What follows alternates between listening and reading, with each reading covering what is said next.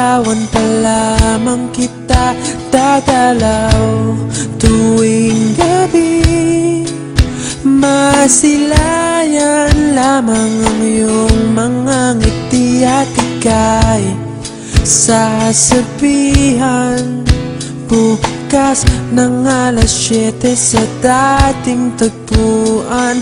Buo ang araw ko, marinig ko lang ang mga himig mo. Hindi ko man alam kung nasan ka, wala man tayong komunikasyon.